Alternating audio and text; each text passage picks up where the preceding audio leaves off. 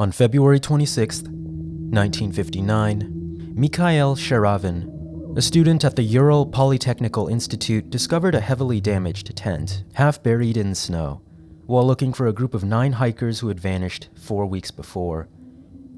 He knew he had found exactly what he was looking for. The missing group had been led by his classmate, Igor Dyatlov, an experienced grade 2 hiker with ski touring experience and hundreds of kilometers of wilderness navigation under his belt. Every other member of Dyatlov's expedition had a similar level of experience. In fact, completing this expedition would have certified them as grade 3 hikers, the highest skill bracket of mountain climbing under the Soviet Union. The eager and optimistic Dyatlov group had left on the afternoon of January 23, 1959, the very same day their expedition was approved and they received their route book. Little did they know that all but one of them would be dead in under a week. The sole survivor was a male student who returned home early on the 28th due to a health ailment. The others met their fate on the night of February 1st, 1959. 3.5 weeks later, Sharavin's search party found the camp and the first of the bodies. Investigators learned that their tent had been cut open from the inside and all 9 members ran off into the woods. Most were without their gear and some were even barefoot, judging from the footprints they left in the snow. They followed the trails down the mountain to a makeshift campsite, where they found 2 members of the team, frozen solid and only in their underwear. A little later, they found another group of bodies, one of which was Igor Dyatlov himself. The remaining 4 would be found at the bottom of a ravine. 2 months later, on May 4th. The official causes of death? 6 died of hypothermia, and the remaining 3 died from severe physical trauma. No signs of a struggle or a wild animal attack were found. One member's clothing had traces of radiation on it, while burns were found on another's. One member's tongue had been cut off, and allegedly another member's eyes were missing. The mystery of what happened to them would survive beyond the 20th century, though plenty of theories made their way around. But in 2021, with help from the hyper-realistic snow animation engine used for Disney's Frozen, 2 engineers were able to replicate the damages done to the tent and to the human bodies in the conditions of Dyatlov Pass on the night of February 1st, 1959. This included an avalanche starting on a 30-degree slope, the angle of the hill where the Dyatlov group had been camping. But did that explain the radiation, or the missing tongue, or missing eyes? Maybe. Maybe not. But the next few cases don't have as many theories nor attention on them, yet you'll find that they're just as mysterious and disturbing, if not more. I remember reading about Dyatlov Pass and the frozen snow engine when it first came out, and it got me thinking about what other incidents like it were out there. The following 3 cases were handpicked by me, based on their location, circumstances, and subsequent investigations.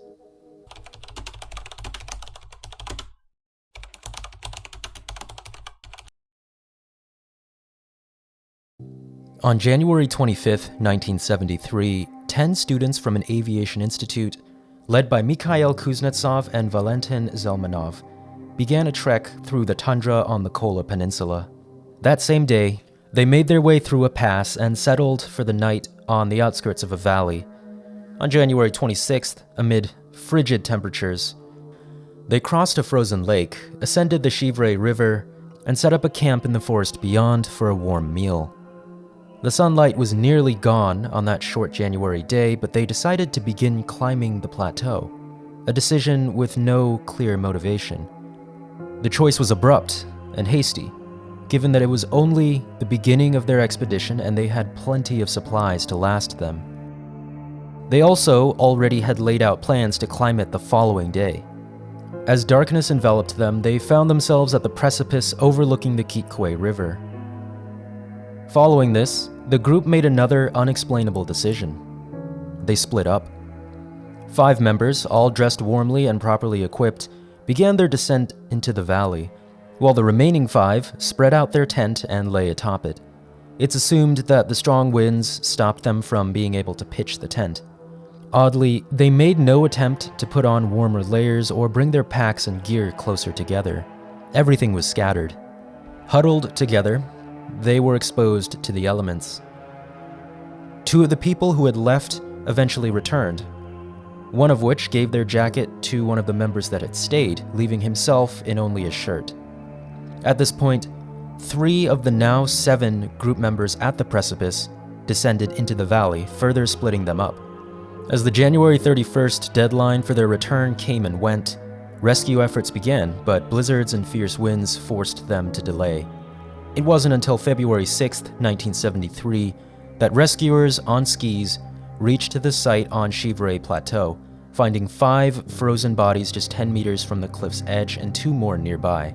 They were easily identified by the Aviation Institute branding on their skis.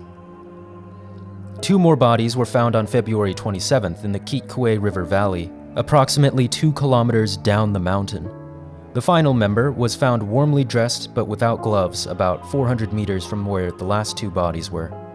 The search and investigation efforts paralleled those of Dyatlov Pass, including the military getting involved and much speculation going around on the bizarre decisions that ultimately led to their deaths.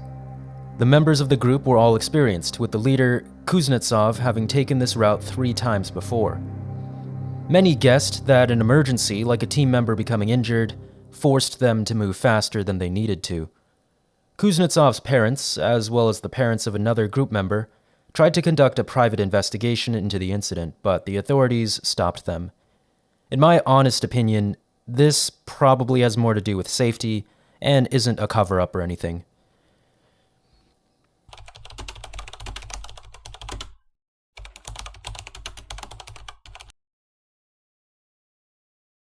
In August of 1974, Elvira Shatayeva, a professional mountain climber with the Master of Sport credential of the Soviet Union, led an expedition to Lenin Peak. Her team consisted of women from all over Russia, and although they weren't as famous as she was, they were all experienced mountain climbers. The summer of 1974 in Russia was unusually stormy and tragic for mountain climbers. On the same mountain, prior to the Shatayeva group, 5 Estonian hikers had died to an avalanche. The group was in constant radio contact with base camp as they made it to the peak on August 5th. However, their celebration was short-lived. As they began their descent later that day, the weather took a severe turn for the worse, forcing them to set up camp for the night at an elevation of around 3,000 meters. On the 7th, Shatayeva made contact and said that one member had been suffering from a mysterious illness and was frequently vomiting. A fierce blizzard hit the slope, sweeping away their provisions and some of their gear, leading to the reported demise of 2 members. Another member had succumbed to illness shortly before the blizzard as well. Trapped by snow and devoid of supplies, the survivors awaited rescue, but nearby groups couldn't reach them because of the conditions. The group's final radio message to home base came through, from an unidentified member other than Shatayeva. "There are 2 of us left. We are all out of strength. In 20 minutes, we will be no more." Tragic, but straightforward, right? Well, not quite. The mystery comes from the investigation and recovery effort. A group of American and Japanese hikers found the bodies. Shatayeva was lying in the snow out in the open. 3 bodies were under the fabric of the collapsed tent. Another body was found nearby clutching a rope. 2 bodies were found by a slope, frozen solid. And the last member, well, they found footprints that led over the edge of a cliffside. Many sources I looked at mentioned a journalist and climber, Anatoly Ferapontov, and his book titled The Ascenders. But I couldn't actually find the book itself. It's probably only available in Russian, which makes it harder to find. The language barrier, my mortal enemy, strikes once again. But the book allegedly had photos from the investigation of their camp, and one of them showed a tea kettle standing upright on a rock. The scene had been untouched by the rescue team, so the blizzard should have blown the kettle away. Furthermore, the reported storm had very strong winds, but not winds that were strong enough to shred their fastened tent. Based on the evidence, investigators somehow concluded that it had been torn from the inside by someone in a frenzy or, quote, by a person in a state of hysteria, unquote. If we could make any assumptions based on what we knew of this case and Dyatlov Pass, a sudden avalanche forced them to run. It explains why there were 3 bodies under the tent, they simply couldn't escape in time, and why a set of footprints led away from the camp and ended at a cliff. As for the vomiting and sudden illness, the only thing I can think of is a case of food poisoning. Maybe the group's food supply had gone bad or had been spoiled from the start. But that doesn't explain the tea kettle if it appears truly as described in the Ascenders. I'll take it with a grain of salt and post an update video if I ever find the book and try to translate it.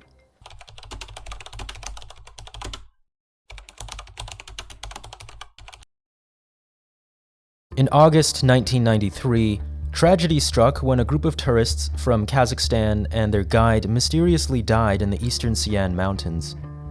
The dead consisted of the experienced group leader, 41-year-old Lyudmila Korovina, along with 3 boys and 2 girls, all of whom were in their teens. The only survivor was 17-year-old Valentina Utochenko, who survived on her own until a group of Ukrainian tourists found her by a river near death. This event left investigators and rescuers baffled. How could a group of young, healthy individuals die during summer at a relatively low mountain altitude? The Kamar-Daban Ridge, with its beauty and highest peak, Mount Khan-Ula, at 2,371 meters, attracted many tourists throughout the year. This expedition was no different, and their route was no more dangerous than any other. At the same time as the ill-fated expedition, 3 other groups were climbing nearby, one of which included Korovina's 16-year-old daughter, Natalia, who planned to meet up with her mother upon completing their respective routes. On August 2nd, the Korovina group left on their journey with enthusiasm and confidence. Yet by August 9th, they were down to 1. The incident mirrored the disturbing and inexplicable circumstances from Dyatlov Pass, but this time, they had a direct eyewitness to what happened. Valentina claimed that it began when one member died mysteriously, shortly after approaching Korovina to complain about being cold. Following that, a different member of the team began to bang their head on the rocks, while another bit Valentina, who was standing next to Korovina. I'm not sure which pronouns are referring to whom at this point, but here's the translated text.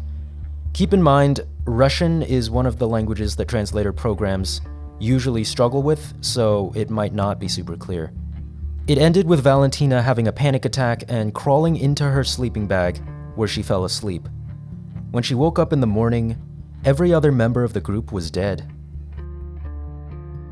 Interestingly, the leader of the rescue team, a man named Yuri, knew of Lyudmila Korovina and claimed that she strongly believed in a survival of the fittest mentality, often pushing her group members to their limits. When interviewed, he mentioned crossing paths with her once before, when Korovina was leading 2 teenaged boys through the mountains. He said the boys looked exhausted and underfed and aggressively lunged for the tea and bread that his group offered to them. I found myself saying, what a coincidence, when I learned that the autopsies of the Kazakh tourists revealed bruising of the lungs and protein deficiency, a symptom of undereating. They were a week into the expedition, so the effects on the body would be obvious. Yuri went on to guess that she intended to kill the tourists, but the motive is unknown. So is the reason why she herself perished. I'll end with an honorable mention of a 4th case.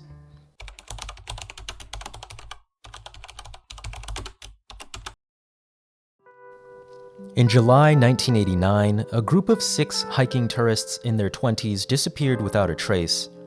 The group was led by Pyotr Klochkov, and they were traveling through the Pamir Mountains. At some point in mid-July, guessed to be the 14th or 15th, they left a food drop near a mountain village for their way back. A few days later, assumed to be July 18th, they reached Ural Pass, a route that took them between 2 gorges and left another supply drop around there, including a note and some gear. After that, they seemed to have fallen off the face of the earth.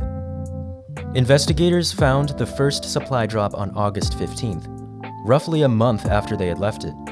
Their investigation revealed that something had happened to the group in the first third of their trip, shortly after placing their second supply drop. They were theorized to have vanished around Ural Pass, a hazardous area with many glaciers and steep ridges. It was considered extremely difficult even by experienced mountain climbers.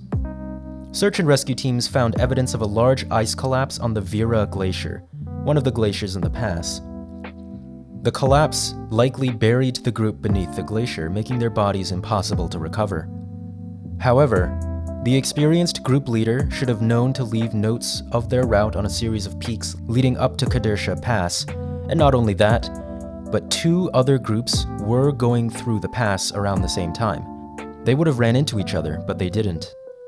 The next theory was that the group didn't even make it as far as Ural Pass, instead having fallen into an ice crack on a dangerous ridge leading up to it. According to the Institute of Physics of the Earth Russian Academy of Science, the area experienced 2 mild earthquakes between the 19th and the 22nd of July. Even micro-earthquakes can lead to huge avalanches, and that created a pretty plausible timeline for their deaths, happening as soon as 1 day after their last confirmed location. The theory was plausible, but it didn't explain the disappearance beyond any reasonable doubt, especially with how their bodies were never recovered. The mystery, though not as major as the other ones, stands to this day. And those were a few cases of large, experienced groups of hikers dying mysteriously in the Russian wilderness. We can't help but wonder if it truly was the elements that led to their demise, or if a more sinister force was at work in the mountains. The skeptic in me says it's probably the elements. But everyone loves to hear fascinating, unsolved mysteries from long ago. Anyway, I hope you guys enjoyed the video. Like and subscribe for more spooky and mysterious content. And always, have a lovely night.